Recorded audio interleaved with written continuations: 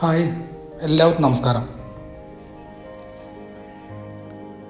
ഞാനിപ്പോൾ നിൽക്കുന്നത് വളരെ ഭംഗിയുള്ള, അതുപോലെ തന്നെ ഒരുപാട് ആൾക്കാർ കഠിനാധ്വാനം ചെയ്ത് ജീവിക്കുന്ന, നമുക്ക് മലയാളികൾക്ക് പലപ്പോഴും പരിചിതമല്ലാത്ത ഒരു സ്ഥലത്താണ് കേട്ടോ. തൂത്തുക്കുടി എന്നൊക്കെ പറയുന്ന തൂത്തുക്കുടി എന്ന് പറയുന്ന സ്ഥലത്താണ്. ഒരുപാട് സ്ഥലങ്ങളിലൊക്കെ പോകാൻ വേണ്ടി ലിസ്റ്റൊക്കെ എടുത്ത് നോക്കുമ്പോൾ കാണേണ്ട ഒരു സ്ഥലമാണെന്ന് തോന്നിയത് കൊണ്ടാട്ടോ ഇങ്ങോട്ട് പോകാം അടുത്ത യാത്ര എന്നുള്ളത് തീരുമാനിച്ചത്.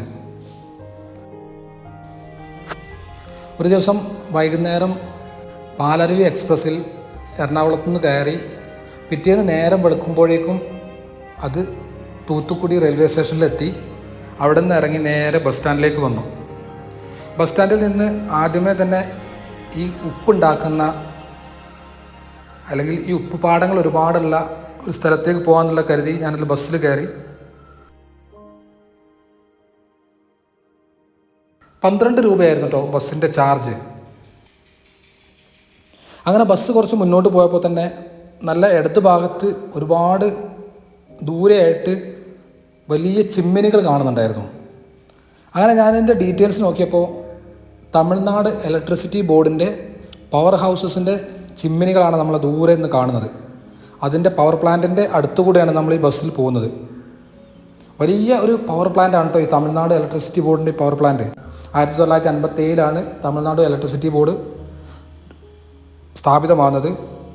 അതേ വർഷം തന്നെയാണ് നമ്മുടെ കേരളത്തിലെ KSEBയും സ്റ്റാർട്ടാവുന്നത്. പോകുന്ന വഴിയിൽ കണ്ട വേറൊരു കാഴ്ചയായിരുന്നു കേട്ടോ ഇത്. പെട്ടെന്ന് കാണുമ്പോൾ ഇതെന്താണെന്ന് വലിയ പിടുത്തം കിട്ടിയിട്ടില്ലെങ്കിലും വിൻഡ് മില്ലിൻ്റെ ഒരു ലീഫാണ് ഇത്. വലിയ കാറ്റാടി യന്ത്രത്തിൻ്റെ ഒരു ചിറക് മാത്രം.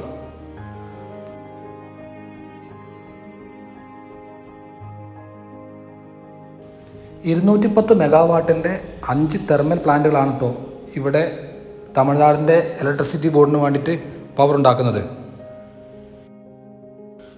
ഇവിടുത്തെ മെയിൻ ഇന്ധനം എന്ന് പറയുന്നത് കൽക്കരിയാണ്. ഏകദേശം 160 ഹെക്ടർ സ്ഥലത്ത് വ്യാപിച്ച് കിടക്കുന്ന ഇത്രയും വലിയൊരു പവർ പ്ലാന്റിൻ്റെ ഏരിയകളും അതനുവദിച്ച് ജീവിക്കുന്ന ആൾക്കാരും അവരുടെ ക്വാർട്ടേഴ്സുകൾ, അത്തരം കാര്യങ്ങളാണ് കേട്ടോ ഇവിടെ നമ്മൾ ഈ കാണുന്നതൊക്കെ. നേരെ നമുക്ക് കഥ തുടങ്ങിയ ഭാഗത്തേക്ക് തിരിച്ചു വരാം. നോക്കത്താ ദൂരത്തോളം നീണ്ടു നിവർന്ന് കിടക്കുന്ന ഈ ഉപ്പ് പാടങ്ങൾ ഇന്ത്യയിലെ തന്നെ ഉപ്പ് ഉൽപ്പാദനത്തിൻ്റെ ഒരു മേജർ പോർഷൻ തന്നെ കോൺട്രിബ്യൂട്ട് ചെയ്യുന്നുണ്ട് കേട്ടോ. അതുപോലെ തന്നെ ഒരുപാട് ജനങ്ങളുടെ വരുമാന മാർഗം കൂടെയാണ് ഈ ഉപ്പ് പാടങ്ങളെല്ലാം. മുമ്പ് ഞാൻ നമ്മുടെ രാജസ്ഥാനിലെ റാൻ ഓഫ് കച്ചിൽ നിന്നും ഉപ്പ് മരുഭൂമിയെക്കുറിച്ചൊരു വീഡിയോ ചെയ്തിട്ടുണ്ടായിരുന്നു. ഇത് കണ്ടപ്പോൾ എനിക്ക് ഏകദേശം സമാനമായി തോന്നിയ ഒരു സ്ഥലമായിരുന്നു കേട്ടോ അത്. എന്നാൽ ഗുജറാത്തിലെ റാൻ ഓഫ് കച്ചിലും രാജസ്ഥാനിലും എല്ലാം ഉള്ള ഉപ്പ് മരുഭൂമികളെല്ലാം തന്നെ നാച്ചുറലി രൂപപ്പെട്ടതാണ്. അതാരും പോയിട്ട് പ്രത്യേകിച്ച് നമ്മുടെ മനുഷ്യന്മാരെന്തെങ്കിലും എഫേർട്ട് ചെയ്തിട്ട് ഉണ്ടായതല്ല. പക്ഷേ ഇവിടെ ഉള്ളത് അങ്ങനെയല്ല. ഒരുപാട് ദിവസത്തെ മനുഷ്യന്മാരുടെ കഠിനാധ്വാനത്തിൻ്റെ ഫലമായിട്ട് തന്നെയാണ് കേട്ടോ ഇവിടെ ഈ ഉപ്പ് ഉൽപ്പാദിപ്പിക്കപ്പെടുന്നത്. ഇവിടെ ഈ ആൾക്കാർ ഏകദേശം ജനുവരി ഫെബ്രുവരി മാസങ്ങളിൽ തുടങ്ങി മൺസൂണിൻ്റെ ജസ്റ്റ് മുമ്പ് വരെ ഈ ഉപ്പ് ഉൽപ്പാദനം അവർ നടത്തുന്നുണ്ട്. മൺസൂൺ സീസൺ ആകുന്നത് വരെയാണ് ഇതിൻ്റെ മേജർ ടൈം എന്ന് പറയുന്നത്.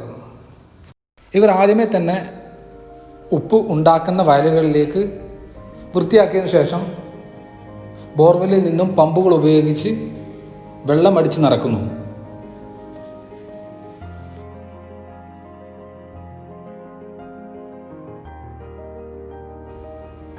അതിനുശേഷം കുറച്ച് ദിവസങ്ങൾ കാത്തു നിന്ന് വെള്ളം ഒന്ന് വലിഞ്ഞതിന് ശേഷം കുറച്ച് ഉപ്പ് കാണാൻ തുടങ്ങുമ്പോഴേക്കും അവർ വീണ്ടും അത് കൈക്കോട്ട് പോലുള്ളൊരു ടൂൾ ഉപയോഗിച്ച് ഇവരിതിനെ മറിച്ചിടുന്നു. അതിനുശേഷം വീണ്ടും ഈ പ്രവർത്തനം അവർ മൾട്ടിപ്പിൾ ടൈംസ് ഇവർ ചെയ്യുന്നുണ്ട് കേട്ടോ. ഏകദേശം 10-15 ദിവസങ്ങൾ കഴിഞ്ഞാണ് ഇവർക്ക് ഉപ്പ് വയലുകളിൽ നിന്ന് കിട്ടുന്നത്.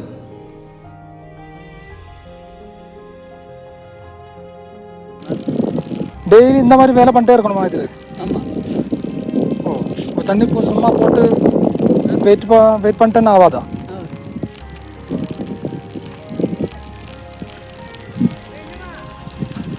அப்புறம் இந்த தண்ணியெல்லாம் எங்கேருந்து வருது? போர்ந்து வருதா? ஓ, இங்கே போറിൽ போட்டாൽ ഉപ്പ് തണ്ണി மட்டும் தான் കിടക്കും. അങ്ങനെ ഒരു 10-15 ദിവസത്തിൻ്റെ നിരന്തര പരിശ്രമത്തിനൊടുവിൽ സാധാരണ വയലുകളിൽ വിളവെടുപ്പിന് റെഡിയായി നിൽക്കുന്ന ധാന്യങ്ങളെപ്പോലെ അവർക്ക് മുമ്പിൽ വെളുത്ത ഈ മഞ്ഞ് പോലെ നിറഞ്ഞു നിൽക്കുന്ന ഈ പാടം വിളവെടുപ്പിന് റെഡിയായി നിൽക്കുകയാണ് കേട്ടോ.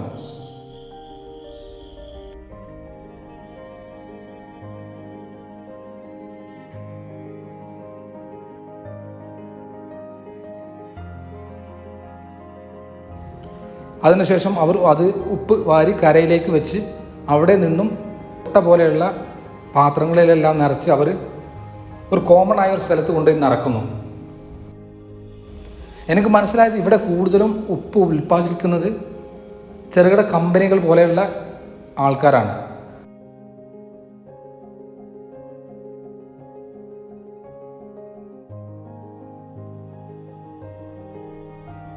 അവരതിൽ ചാക്കിൽ നിറച്ച് അതിനെ വലിയ ലോറികളിൽ കയറ്റി അയക്കുകയാണ് ഇവർ ചെയ്യുന്നത്. എന്തായാലും നല്ല ഹാർഡ് വർക്കുള്ള ജോലിയും അതുപോലെ തന്നെ നല്ല വെയിലും ആയതുകൊണ്ടായിരിക്കാം ഇവിടെയുള്ള ആൾക്കാരെല്ലാം നല്ല സ്ട്രോങ് ആയ ബോഡി ഉള്ളവർ തന്നെയാണ്.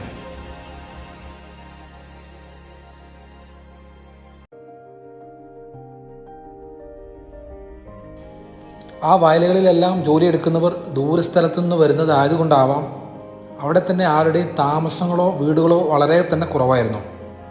അതുകൊണ്ട് തന്നെ എനിക്ക് അവിടെ നിന്ന് തിരിച്ചു പോരാൻ ഒരുപാട് സമയം വണ്ടിക്ക് കാത്തു നിൽക്കേണ്ടി വന്നു. എന്തായാലും കുറേ സമയത്തിന് ശേഷം ഒരു ഓട്ടോ കിട്ടി. ഞാൻ തിരിച്ചു വീണ്ടും തൂത്തുക്കുടി ടൗണിലേക്ക് വന്ന സെയിം ട്രെയിനിൽ തന്നെ പാലരുവി എക്സ്പ്രസ്സിൽ തന്നെ തിരിച്ച് നാട്ടിലേക്ക് കയറി. ഇന്നത്തെ ഈ ലൊക്കേഷൻ എനിക്ക് വളരെ ഇഷ്ടപ്പെട്ടിട്ടുണ്ട്. കാരണം പ്രത്യേകിച്ചും സാധാരണ പോകുന്നതിൽ നിന്നും ഒരു വ്യത്യസ്തത ഉള്ളൊരു സ്ഥലമായിരുന്നു ഇത്. അതുകൊണ്ട് തന്നെ നിങ്ങൾക്കും ഈ വീഡിയോ ഇഷ്ടമായി ഞാൻ വിശ്വസിക്കുന്നു. എന്തെങ്കിലും അഭിപ്രായങ്ങളും കമൻസുകളും ഉണ്ടെങ്കിൽ താഴെ രേഖ